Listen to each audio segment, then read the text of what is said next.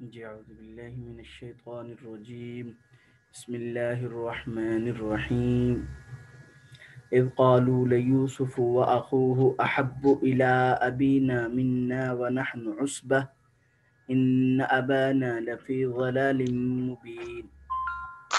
جی اس وقت کو یاد کیجئے جب کہا حضرت یوسف علیہ السلام، انہوں نے یوسف کو وَأَخُوهُ، انہوں نے آپس میں کہا لَيُوسُفُ وَأَخُوهُ أَحَبُّ إِلَىٰ أَبِينَا، کہ یوسف اور ان کا بھائی احب الی ابینا، جی منا ونحن عصبہ، ہمارے ابو کو زیادہ، ہم سے زیادہ پیارے ہیں، ونحن عصبہ، حالانکہ ہم ایک جماعت ہیں، ان ابانا لفی ضلال مبین، بے شک ہمارے والد جو ہیں لفی ضلال مبین، کھلی غلطی میں ہیں، ہمارے والد کھلی غلطی میں ہیں۔ جی اقتلوا یوسف، یوسف کو قتل کر دو، اب اطرحوہ ارضا یخل لکم وجہ ابیکم، یا ان کو کسی سرزمین میں ڈال آؤ کہ یخل لکم، خالی ہو جائے تمہارے لیے، وجہ ابیکم، تمہارے باپ کا رخ، وتکونوا من بعدہ قوما صالحین، اور تم ہو جاؤ گے اس کے بعد قوما صالحین، نیک لوگ۔ جی حضرت یوسف علیہ السلام کے 11 بھائی تھے، جن میں سے ایک ماں شریک تھا، ماں اور باپ دونوں، یعنی سگا بھائی تھا، جس کا نام بنیامین تھا، اور 10 ماں شریک بھائی تھے۔ حضرت یعقوب علیہ السلام نے جو 10 بھائی تھے، ان کی والدہ کے انتقال کے بعد انہی کی بہن سے، یعنی حضرت یوسف علیہ السلام کی جو حقیقی والدہ تھی، ان سے نکاح کر لیا تھا۔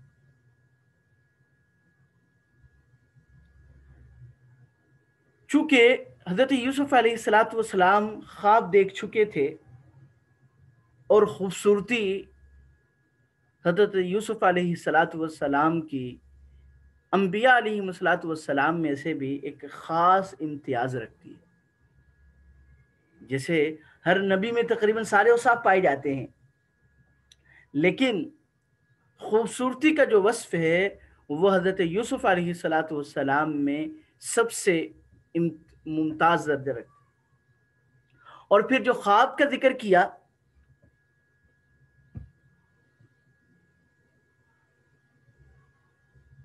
نہیں مطلب ان کی جو والدہ کی بہن تھی، جو پہلی والدہ تھی، ان کی بہن سے نکاح کیا۔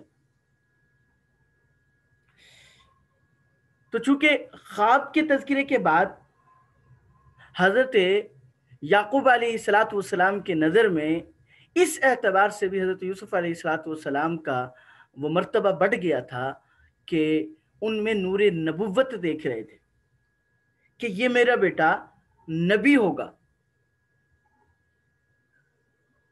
اور جیسے میں نے پہلے بھی عرض کیا تھا، اللہ تعالیٰ اپنے نبی کو وہ خاص جسے کہتے ہیں کہ بصیرت عطا فرماتے ہیں، کہ نبی اس بصیرت کی روشنی میں بہت سے فیصلے اس بصیرت کی روشنی میں کرتے، جیسے کہ حضور علیہ السلام سے متعدد روایات میں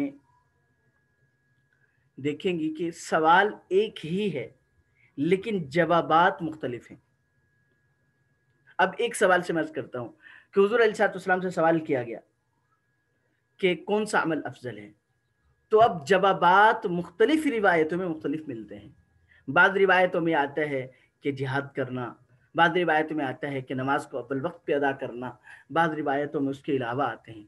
تو وہاں پہ محدثین اس کی توجیہ یہ کرتے ہیں کہ اصل میں حضور علیہ الصلوۃ والسلام کے ان اقوال میں کوئی اختلاف نہیں، حقیقت یہ ہے کہ حضور علیہ الصلوۃ والسلام کا یہ جواب سائل کے حالت کے موافق ہوتا تھا۔ اگر کسی میں بخل پایا جاتا تھا تو حضور علیہ الصلوۃ والسلام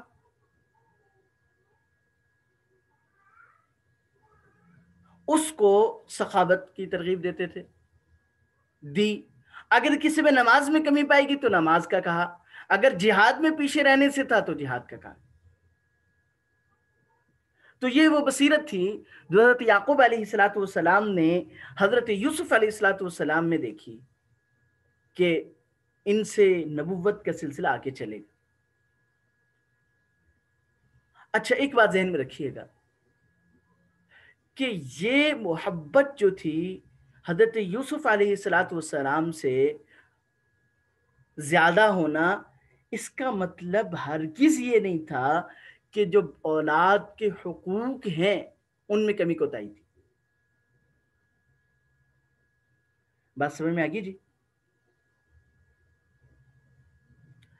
البتہ طبعی میلان جو ہے اس کی گنجائش ہے۔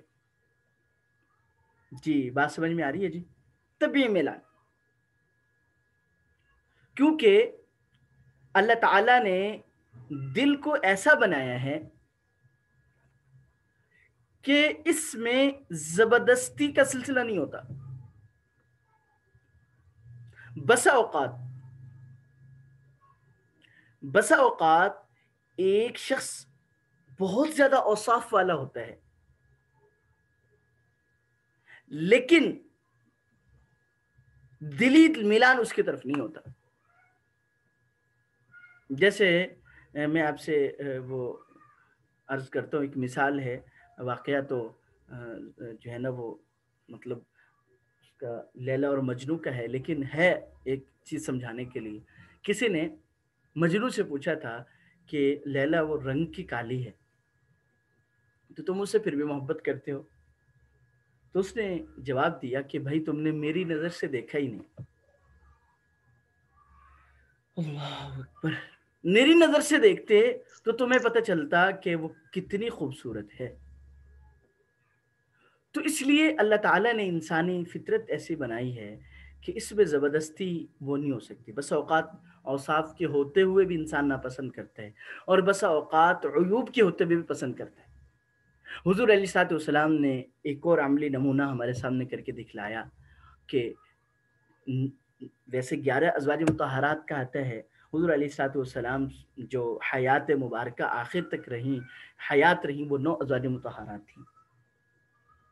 اب حضور علیہ الصلوۃ والسلام کا عدل و انصاف باوجود یہ کہ حضور علیہ الصلوۃ والسلام پر لازم نہیں تھا، لیکن حضور علیہ الصلوۃ والسلام نے وہ کر کے دکھایا۔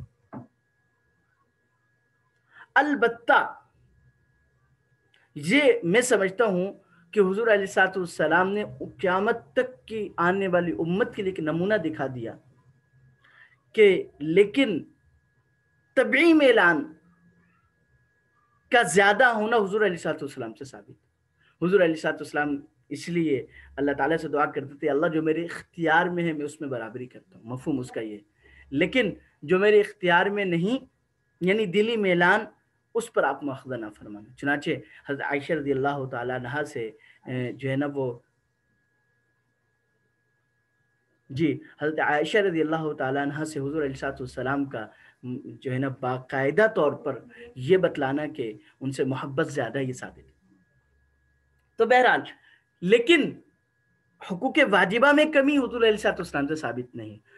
تو اس وقت بھی یہ امت کے لیے نمونہ ہے کہ اگر کہیں پر کوئی شخص، کوئی مرد زیادہ نکاح کرتا ہے اور لیکن وہ حقوق واجبہ ادا کرتا ہے، طبعی میلان کی کمی بیشی کا ہو جانا اس سے مؤاخذہ نہیں ہوگا۔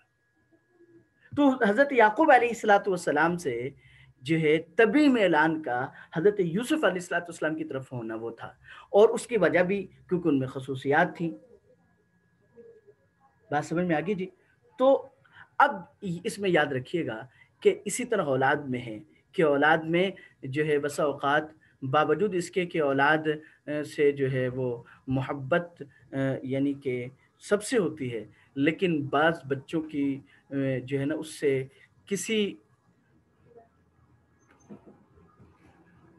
بعض بچوں سے اس وجہ سے کہ ان میں بسا اوقات کوئی خاص خوبی ہوتی ہے، زیادہ محبت ہو جاتی ہے، تو اس سے ایک چیز ہونی چاہیے کہ اولاد کے حقوق میں کوتاہی نہ ہو، اور خاص طور پہ جب بڑے ہو جاتے ہیں تو بسا اوقات ہم چونکہ انسان ہیں تو کسی کے زیادہ باتیں اچھی سننے کی وجہ سے اور کسی سے غلط منسوب چیزوں کی وجہ سے نفرتیں کرنے لگ جاتے ہیں، یہ ٹھیک نہیں ہے۔ تو بھائیوں نے کیا کیا؟ کہا لیوسف و آخوہ، اب یوسف علیہ الصلوۃ والسلام کی وجہ سے بنیامین سے بھی محبت تھی، وہ زیادہ چھوٹے تھے، چھوٹوں سے تو عام طور پہ ہوتی ہے۔ اچھا، جو لیوسف و اخوہ احب الی ابینا منا ونحن عصبہ، اب یہ حسد تھا کہ چونکہ باپ کی نظر میں وہ زیادہ محبوب ہیں، اس لیے کہنے لگے کہ یہ ٹھیک نہیں ہے، اسے حسد کہتے ہیں کہ بھئی اس کے ساتھ یہ معاملہ کیوں ہو رہا ہے، نہیں ہونا چاہیے۔ تو بہرحال انہوں نے کیا کی، وجہ جو ذکر کی اس کی وجہ کیا ہے، وَنَحْنُ عُصْبَةٌ، ہم ایک جماعت ہیں، مطلب ہم بڑے ہیں، گھر کے کام کاج ہم کرتے ہیں جی، اور لہذا ضروریات مطلب جو ہے جتنی بھی گھر کی دیکھ بھال وغیرہ ہے، جانوروں کو چرانا ہے، وہ سب ہم کرتے ہیں، تو ہم سے زیادہ محبت ہونی چاہیے، ٹھیک ہے، لیکن چونکہ نہیں ہے، اس لیے یعنی انہوں نے اپنی نظر میں فیصلہ کیا ہمارے والد نا انصافی کر رہے ہیں، اور یہ ان کی غلط فہمی تھی۔ چنانچہ اب انہوں نے کیا کیا، اقتلوا یوسف او اطرحوه ارضا یخل لکم وجہ ابیکم وتکونوا من بعدہ قوما صالحین، اب فیصلہ کیا کہ یوسف کو قتل کر ڈال، اقتلوا یوسف، مشورہ کیا، یعنی حسد کی آگ اس حد تک بڑھتی ہے کہ پھر نتیجہ لڑائی جھگڑے تک پہنچ جاتا ہے۔ اس لیے کہا جاتا ہے کہ بھئی اپنے دلوں میں لاوے کو جو غلط فہمیاں ہیں ان کو جگہ نہ دو، کیونکہ اگر سوچو بچار چلتی رہے گی چلتی رہے گی چلتی رہے گی تو وہ لاوا پکتا رہے گا، جس دن پھٹے گا اس دن خاندانوں میں قتل و غارت گری تک نوبت پہنچ جائے گی۔ اب اس کا حل کیا ہے کہ بھئی اگر کسی کے بارے میں دل میں بدگمانی پیدا ہوئی ہے تو آپ جا کے ان کے سامنے وہ بات رکھ لیجیے، اس کی صلح کی کوشش کر لیجیے، اس بات کے حل کی کوشش کر لیجیے۔ بس اوقات جو ہم دیکھتے ہیں وہ ہوتا نہیں ہے، اور جو ہوتا ہے وہ ہمیں نظر نہیں آتا، یہ حقیقی بات ہے، کیونکہ ہم دور سے دیکھ رہے ہوتے ہیں۔ مثلا ایک چیز کو ہم دور سے دیکھ رہے ہیں تو اب وہ اتنی دور سے ہے کہ ہمیں اس کا چہرہ نمایاں نہیں ہے، ہم اس کی چال ڈھال سے اندازہ لگا رہے ہیں کہ یہ تو فلاں شخص ہے، لیکن جب در حقیقت پاس آتا ہے تو وہ کوئی اور ہوتا ہے۔ تو اسی طرح ہم اکثر طور پر ان بعض الظن اسم ولا تجسسوا ولا یغتب بعضکم بعضا، یہ معاشرتی جو حقوق بتلائے گئے ان میں سے کیا ہے کہ بدگمانی نہ کرو، اس لیے فرمایا کہ اتہموا بانفسکم وظنوا بالمؤمنین خیرا، جی، کہ اگر تہمت لگانی تو اپنے اوپر لگاؤ اور مومنوں کے ساتھ خیر کا گمان رکھو۔ ہمارے استاد صاحب تھے، ایک مرتبہ بڑی خوبصورت انداز سے وہ سمجھایا، تو جامعہ میں موبائل رکھنے کی ممانعت تھی، تو اب بس اوقات تلاشی ہو جاتی تھی، تو وہ جو ہے نا مطلب ایک مرتبہ کلاس کے اندر ہی عام استاد صاحب تھے، مطلب ان کے پاس انتظامی ذمہ داری نہیں تھی، تو کسی کے موبائل کی گھنٹی بج گئی، تو استاد سے فرمانے لگے کہ بھائی ہم اس کی اچھی تعویل کر لیتے ہیں کہ شاید گھڑی کی گھنٹی بج گئی ہوگی، مطلب کیا کہ ہم حسن زن رکھ لیتے ہیں، بجائے اس کے کہ ہم بدگمانی کرتے ہوئے تم سب کی تلاشی لیں، ہم حسن زن رکھ لیتے ہیں۔ تو بھائی دیکھیں حسن زن سے کیا ہوتا ہے، آپ راحت میں رہیں گے، اپنے آپ کو، کہتے ہیں نا حاسد اپنی حسد کی آگ میں خود ہی جلتے ہیں۔ اچھا، اب انہوں نے اپنے طور پہ فیصلہ کیا کہ اس کا حل یہی ہے کہ یوسف کو اور اس کے بھائی کو جو ہے نا الگ کر دو، کہیں مطلب والد کی نگاہوں سے دور کر دو۔ چنانچہ کہا یعنی فیصلہ کر رہے ہیں اقتلوا یوسف اب اطرحوه ارضا یخل لکم وجہ ابیکم وتکونوا من بعدہ قوما صالحین. اس کے بعد کیا ہو جاؤ گے؟ والد کی نظر میں بھی اچھے ہو جاؤ گے اور تم جو ہے نا تمہارا معاملہ بھی حل ہو جائے گا. قال قائل منهم لا تقتلوا یوسف، جی ان میں سے ایک کہنے والے نے کہا کہ لا تقتلوا یوسف، یوسف کو قتل نہ کرو. وَأَلْقُوهُ فِي غَيَابَةِ الْجُبِّ، اور ان کو ڈال دو کسی اندھیرے کنویں میں. یلتقطه بعض السیارہ، کوئی راہ چلتا مسافر اس کو نکال لے جائے گا. ان کنتم فاعلین، اگر تم کو کرنا ہے. قالوا یا ابانا ما لک لا تأمنا علی یوسف وإنا له لناصحون. یعنی اب اس آیت مبارکہ میں کیا ہے کہ انہوں نے یہ طے کر لیا کہ قتل نہیں کریں گے، ٹھیک ہے، لیکن اب اس کو کسی دور کنویں میں ڈالیں گے جہاں سے کوئی راہ چلتا مسافر جو ہے وہ اس کو لے جائے گا اور ہمارا مقصد بھی پورا ہو جائے گا اور جو ہے نا مطلب اس طرح سے ان سے چھٹکارا بھی ہو جائے گا. اب بات اہم چیز تھی کہ اب والد کو کیسے منایا جائے کہ یوسف علیہ السلام کو لے کے جانا بھی اہم معاملہ تھا. چونکہ یہ بڑے تھے یہی جاتے تھے، وہ چھوٹے تھے اور جیسے مطلب جنگلوں میں ہوتا ہے جانوروں کا تو اس وقت بھیڑی وغیرہ کا خطرہ ہوتا تھا. تو اب انہوں نے آپس میں طے کیا. کیسے طے کیا؟ اب والد صاحب کے پاس گئے ہیں، قرآن نے جو ضروری باتیں وہ بیان کی. جی بات سمجھ میں آ رہی ہے نہیں سب کو؟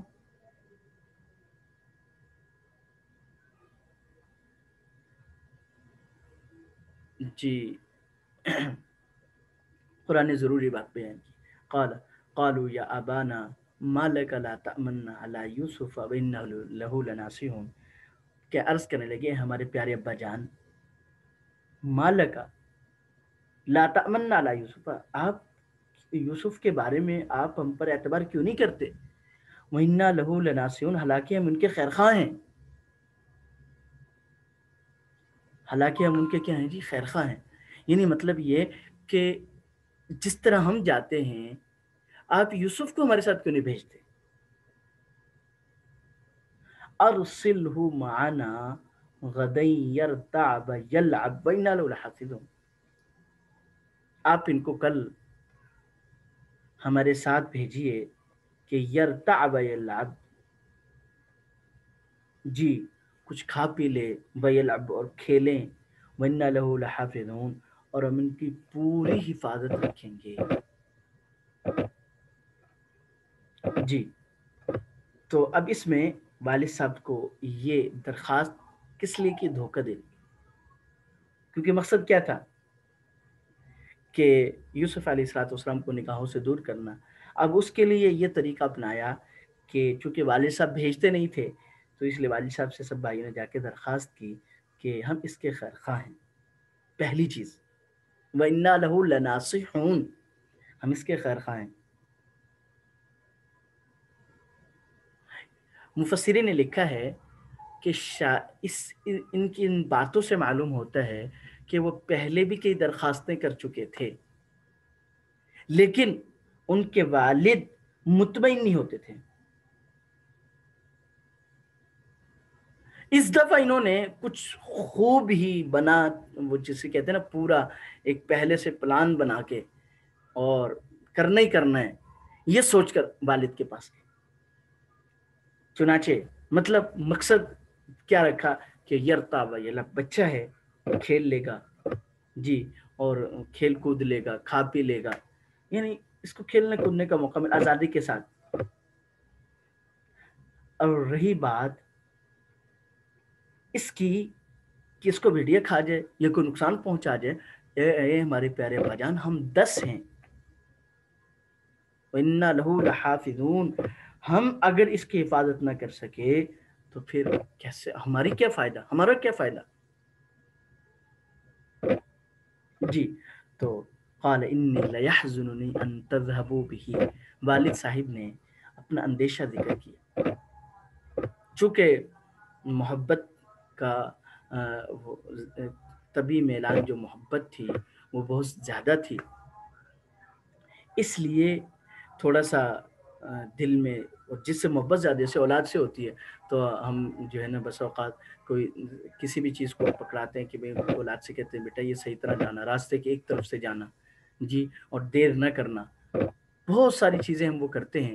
تو اس کا مقصد کیا ہوتا ہے کہ مطلب ایک خیر خواہی ہوتی ہے، ان پر ایک پریشانی سی ہوتی ہے کہ کہیں ایسا نہ ہو کہ ان کو کوئی تکلیف پہنچ جائے. اس لیے کہا انی لا یحزننی ان تذهبوا به، کہ مجھ کو یہ بات پریشان کر رہی ہے کہ تم اس کو لے جاؤ. وَأَخَافُ أَن يَأْكُلَهُ الذِّئْبُ، اور میں ڈرتا ہوں کہ اس کو کوئی بھیڑیا کھا جائے. وَأَنْتُمْ عَنْهُ غَافِلُونَ، اور تم اس سے بے خبر ہو. یعنی اندیشہ یہ ہے کہ ایک تو اس کی جدائی مجھے پریشان کرے گی، بات سمجھ میں آگے جی، اس کا دور جانا ہی مجھے غمگین کرے گا. ان تذهبوا به، دوسرا ڈر یہ ہے کہ تم نوجوان ہو، تم اپنی بے خبری میں اپنے کاموں میں مشغول ہو جاؤ، یہ بچہ ہے، اس کو بھیڑیا کہیں نہ کھا جائے.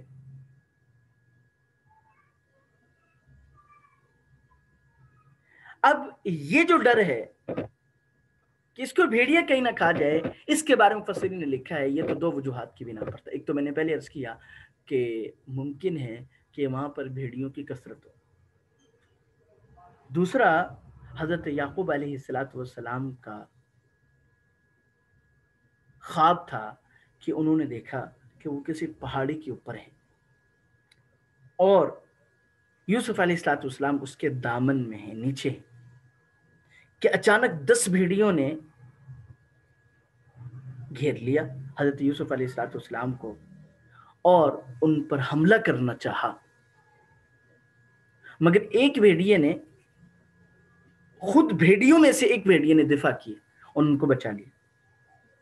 پھر یوسف علیہ السلام زمین کے اندر چھپ گئے.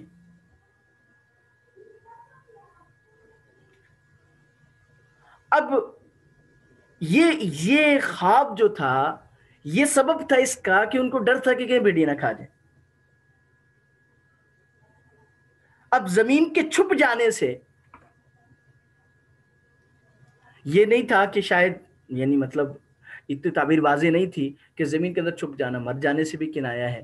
تو اس لیے بہرحال حضرت یوسف علیہ السلام کے بارے میں جو بھیڑیے کے کھا جانے کا ڈر تھا وہ اس وجہ سے تھا. تو بہرحال تو بھائیوں نے کیا کیا، تسلی دی. قالوا لئن اکلہ الذئب ونحن عصبۃ انا اذا لخاسرون. عرض کرنے بولے اے ہمارے ابا جان، اگر بھیڑیا کھا جائے، اور اس کو اگر بھیڑیا کھا جائے، ونحن عصبۃ، اور ہم ایک جماعت کی جماعت ہوں، انا اذا لخاسرون، تو ہم تو بالکل ہی گئے گزرے ہو گئے. یعنی مطلب یہ ہے کہ اتنی بڑی جماعت کی ہوتے ہوئے اگر اس بچے کو بھیڑیا کھا جائے تو ہمارا کیا فائدہ. حضرت یوسف علیہ السلام کو کے حضرت یعقوب علیہ السلام کو یہ تسلی دی. چنانچہ حضرت یوسف یعقوب علیہ السلام نے لے جانے کی اجازت دے دی. اب دیکھیں، اب حضرت یعقوب علیہ السلام نے خواب بھی دیکھا، اور یقیناً بیٹوں کے جو ہے نا وہ بیٹوں کے جو معاملات ہیں وہ بھی والد کے سامنے ہوتے ہیں. اس کے باوجود حضرت یعقوب علیہ السلام نے جب ان کا عذر معقول دیکھا تو اجازت دے دی. حضور علیہ السلام کی زندگی میں بھی ایک صحابی رسول کا واقعہ آتا ہے کہ جہاد پر گئے تو کسی نے دیکھ کر مطلب جو ہے نا کلمہ پڑھ لیا. اچھا، اب جب کلمہ پڑھ لیا تو اب یہ صحابی رسول جو ہیں انہوں نے یہ سوچ کر کہ بھئی انہوں نے کلمہ صرف تلوار کے ڈر سے پڑھا، یعنی مسلمان نہیں ہیں دل سے، ان کے خلاف لڑائی شروع کر دی، ان کو شہید کر دیا۔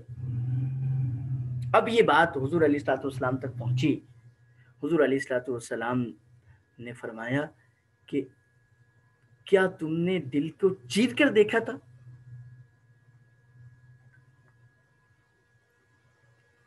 کیا تم نے دل کو چیر کر دیکھا تھا؟ یعنی مطلب یعنی اصول بتلایا کہ جب تک کوئی خلاف دلیل نہ ملے ہم ظاہری حالت پر ہی فیصلہ کریں۔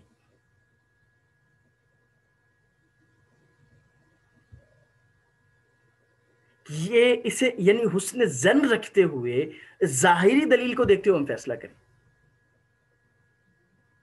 جہاں تک تحقیق کر سکتے ہیں وہ کر لیں، لیکن بغیر دلیل کے ہوتے ہوئے ہم کسی پر شک و شبہ نہ کریں، کیونکہ اگر بغیر دلیل کے ہوتے ہوئے شک و شبہ کیا جائے گا تو پھر یہ جو امن و امان کا سلسلہ ہے یہ باقی نہیں رہے گا۔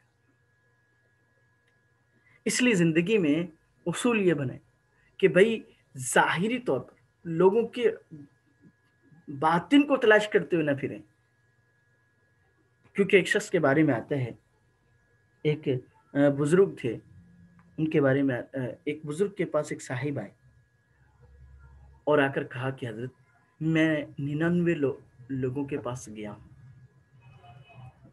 اور میں نے ہر ایک میں کوئی نہ کوئی عیب تلاش کیا ہے اور وہ مجھے مل گیا۔ تو انہوں نے کہا کہ افسوس، تم نے اپنا اتنی عمر ضائع کر دی، کاش کہ تم ہر ایک میں خوبی تلاش کرتے کہ اب 99 خوبیاں تمہارے پاس جمع ہو جاتی۔ اس لیے ہم عیوب کے پیچھے نہ پڑیں۔ کوئی بندہ ایسا نہیں ملے گا جس میں عیوب نہ ہو۔ ہمارا کام یہ ہے کہ ہم ظاہری طور پر جو ہم سے ہو سکتا ہے تحقیق ہم اس کے موافق چلتے رہے۔ حضور علیہ الصلوۃ والسلام نے اب مدینہ منورہ میں منافقین کے ساتھ معاشرت کر کے دکھلائی۔ باقی کیا ہے؟ واللہ یعصمک من الناس۔ ہمارا یہ یقین ہے کہ ما شاء اللہ کان وما لم یشاء لم یکن، جو اللہ چاہتا ہے وہ ہوتا ہے، جو اللہ نہیں چاہتا وہ نہیں ہو سکتا۔ اللہ ان کے مکر و فریب سے ہمیں بچائیں گے۔ کافر کا کام ہمیشہ مکاری کرنا ہے، فاسق کا کام اس کے راستے پر چلنا ہے، لیکن مومن کا کام کیا ہے کہ نیک راستے پر چلنا۔ تو اس کا طرز کیا ہے کہ بھئی اس طرح مطلب یہ نہیں کہ اب ظاہر میں کوئی بات کہہ رہا ہے آپ نہیں کہیں گے کہ نہیں مجھے پتا تمہارے دل میں کیا ہے۔ اب ظاہر میں وہ معافی مانگ رہے ہیں، آپ کہیں گے نہیں مجھے تو پتا تمہارے دل میں کیا، تو اس سے کیا ہوگا؟ امن و امان نہیں رہے گا۔ آپ ظاہر کو دیکھیے، جب تک اس کے خلاف قطعی دلیل، مضبوط دلیل نہ مل جائے آپ باطن کی طرف نہ جائیں۔